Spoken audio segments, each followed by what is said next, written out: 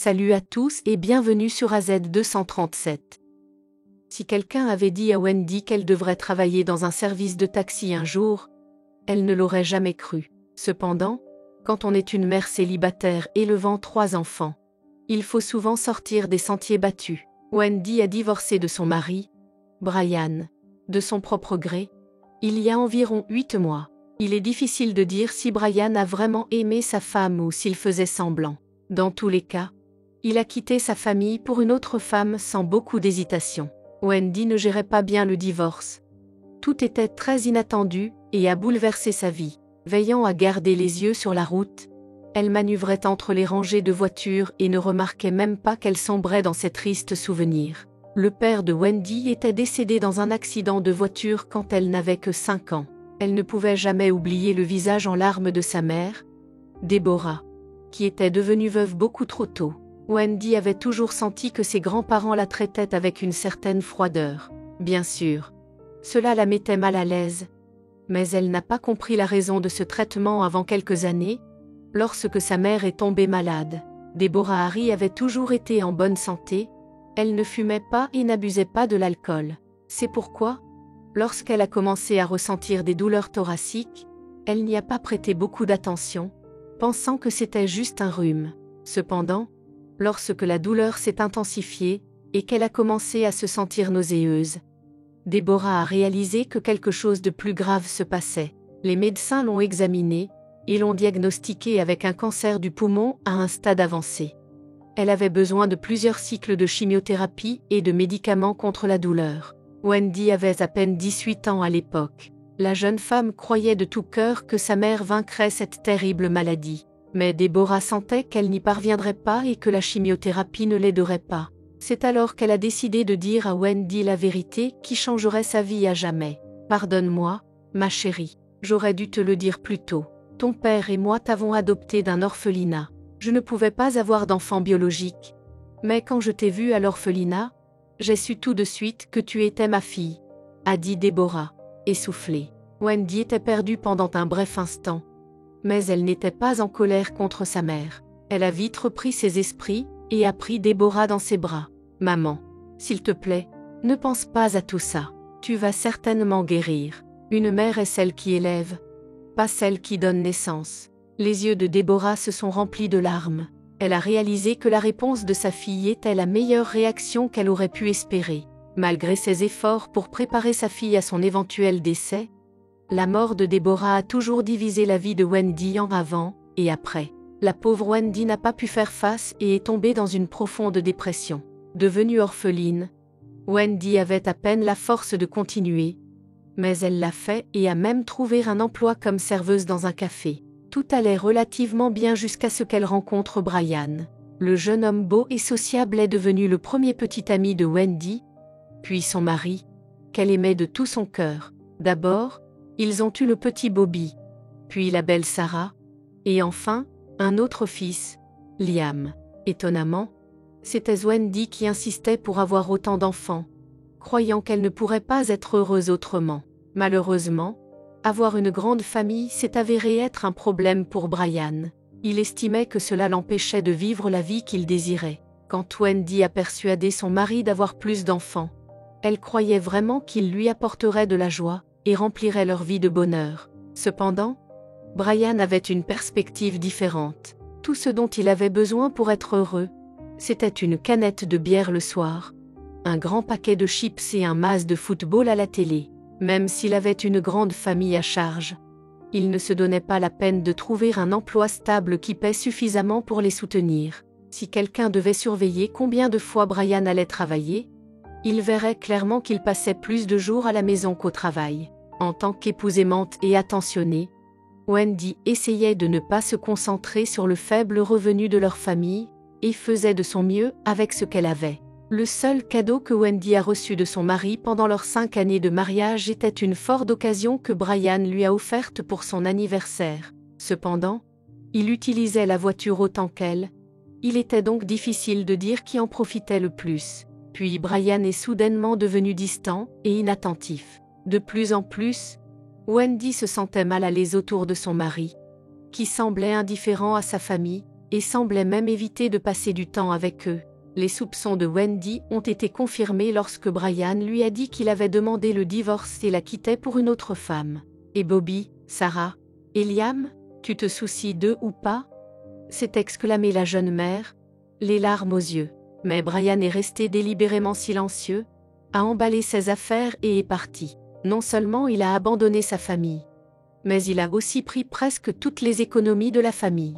Face à une telle injustice, Wendy a dû se ressaisir. Avec 3 enfants à nourrir, elle a commencé à chercher un emploi. Le problème financier était urgent, d'autant plus que Brian n'offrait aucune aide. Un jour, Wendy a appelé un taxi pour emmener Bobby chez le médecin et a remarqué que la conductrice était une femme. « J'ai une voiture. Je pourrais être chauffeur de taxi comme elle », s'est dit Wendy, ravie de sa révélation. Tellement enthousiasmée par cette idée, elle n'a pris que quelques jours pour y réfléchir avant de contacter un service de taxi. Comme elle pouvait déjà conduire sa vieille Ford, Wendy n'a eu aucun problème à conduire la voiture que la société lui a fournie. Travaillant désormais selon un planning, Wendy s'efforçait d'organiser ses heures afin de passer le plus de temps possible avec ses enfants. Elle se tournait souvent vers sa voisine pour de l'aide avec la garde d'enfants, et quand cette dernière n'était pas disponible, elle engageait une baby-sitter qu'elle pouvait se permettre. À la demande de Wendy, sa voiture fut équipée d'un vitrage de protection et d'un traceur GPS. Elle finit même par apprécier son travail. Une nuit, Wendy reçut une commande pour prendre en charge un jeune couple un peu éméché. En jetant un œil dans le rétroviseur, elle réalisa que son ex-mari était assis à l'arrière. Heureusement, Brian était trop occupé par sa compagne pour la remarquer. Pour lui, le reste du monde semblait avoir cessé d'exister à cet instant. À ce moment-là, Wendy conduisit délibérément avec prudence pour éviter de déranger le couple et d'attirer inutilement l'attention sur elle. La dernière chose qu'elle souhaitait était de parler à son ex-mari, qui pourrait la reconnaître à tout moment.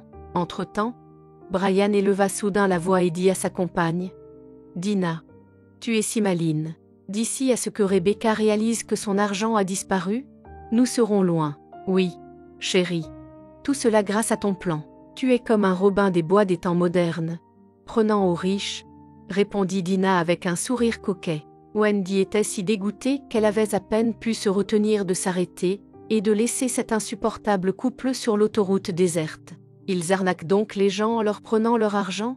Quel petit ami tu t'es trouvé, mon cher mari, pensa Wendy, serrant fermement le volant. À son soulagement, elle aperçut bientôt les contours d'un motel au loin, qui était le point de destination de leur trajet. « Voilà, nous sommes arrivés.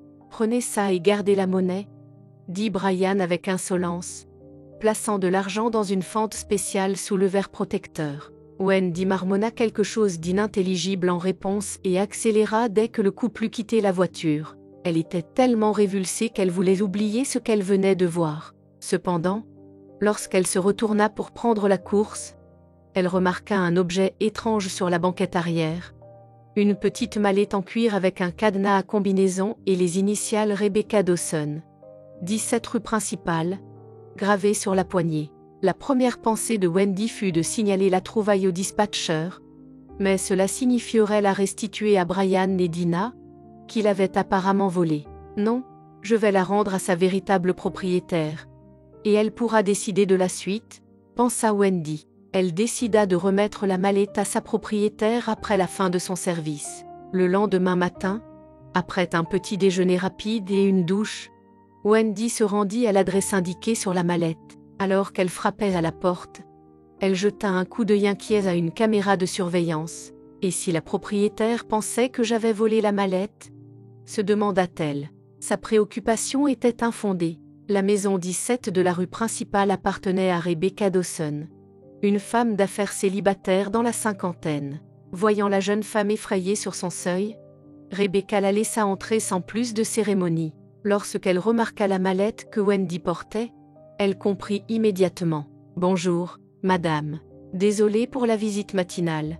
J'ai trouvé cette mallette sur la banquette arrière de ma voiture. Je travaille comme chauffeur de taxi. Et hier, j'ai conduit ce couple étrange qui l'a oublié, » s'exclama Wendy. « Cela doit être l'œuvre de Tina. Je l'ai engagée comme femme de ménage il y a 2 semaines. Elle se plaignait constamment de problèmes familiaux. Alors je lui ai donné un peu d'argent supplémentaire de mon coffre-fort à plusieurs reprises. Apparemment, elle se souvenait de la combinaison du verrou et a volé mon argent, dit Rebecca, remerciant Wendy avec un sourire chaleureux. Soulagée, Wendy pensa, « Eh bien, j'ai pu faire quelque chose de bien aujourd'hui. » Rebecca demanda alors à Wendy de décrire le couple, leur destination et l'heure à laquelle ils étaient arrivés. « Ils sont probablement toujours là. Laissons la police s'en occuper, » dit la femme d'affaires, décrochant le téléphone. Peu de temps après, un officier prit sa déposition, détaillant les identités des coupables et leur localisation possible. Puis Rebecca invita Wendy à prendre le thé et à parler un peu d'elle. L'invitée accepta volontiers de discuter avec Madame Dawson, qui incarnait le style d'affaires et la féminité. Bien qu'elle soit naturellement modeste et réservée, Wendy se mit soudainement à parler librement, partageant toute son histoire de vie jusqu'au moindre détail. Rebecca écouta avec sympathie jusqu'à ce que Wendy mentionne qu'elle avait été abandonnée dans un orphelinat par ses parents. À ce moment-là, Rebecca pâlit et demanda à Wendy autant de détails que possible. « Je ne sais pas quoi dire d'autre. J'ai été trouvée dans un panier en osier. Sous les couches, il y avait une note d'une femme nommée Rebecca me demandant pardon. Cette femme promettait de revenir me chercher plus tard. Mais tant d'années ont passé, et je suis toujours orpheline. Pourquoi cela vous intéresse-t-il autant ?» demanda Wendy. Rebecca Dawson devint encore plus pâle et se mit à pleurer doucement, se couvrant les yeux de ses mains. « Qu'est-ce qui ne va pas ? Tout va bien ?» demanda Wendy avec anxiété. Mais il était impossible d'arrêter les sanglots de Rebecca. « C'était de la faute de mon père. C'était un vrai tyran. Je suis tombée amoureuse d'un ouvrier du bâtiment, et nous avons eu une relation. Ça n'a pas marché, mais je suis tombée enceinte. Mon père voulait que je me fasse avorter. Mais j'ai refusé. J'ai accouché d'une petite fille et l'ai emmenée à l'orphelinat. J'avais peur. Je n'avais pas le courage de défier mon père qui menaçait de me déshériter. » Réussit à partager Rebecca à travers ses larmes. Ce n'est qu'alors que Wendy réalisa que Rebecca Dawson était la même Rebecca qui avait écrit la note et l'avait laissée à l'orphelinat. « Vous êtes ma mère ? J'ai attendu ce moment pendant si longtemps » s'écria Wendy, étreignant Madame Dawson. À ce moment-là, les cœurs de la mère et de la fille, qui s'étaient tant désirés pendant si longtemps, commencèrent enfin à battre à l'unisson. Le sentiment d'unité et de parenté les submergea, pas seulement en esprit, mais aussi par le sang. Wendy pardonna à sa mère biologique, qui avait fait une erreur dans sa jeunesse et avait vécu avec ce regret toute sa vie. Désormais, grâce à cette chaîne d'événements fatidiques, mère et fille étaient réunies. Elles étaient certaines de ne plus jamais se séparer et attendaient avec impatience de partager de nombreux grands moments à l'avenir. Soudainement, Rebecca Dawson est devenue non seulement une mère aimante, mais aussi une grand-mère que ses petits-enfants adoraient dès le moment où ils se sont rencontrés. Wendy, quant à elle, a finalement élucidé le secret de son passé et a trouvé une vraie famille, réalisant un rêve qu'elle avait chéri pendant si longtemps. Tout ce que nous pouvons faire maintenant, c'est espérer que la vie des héros de cette incroyable histoire continuera à être remplie d'amour et de respect mutuel. Quelle est votre opinion au sujet de cette histoire ? Dites-le nous dans les commentaires. Merci d'avoir regardé la vidéo. Surtout n'oubliez pas de cliquer sur le bouton j'aime et partager autour de vous. À très bientôt sur AZ237.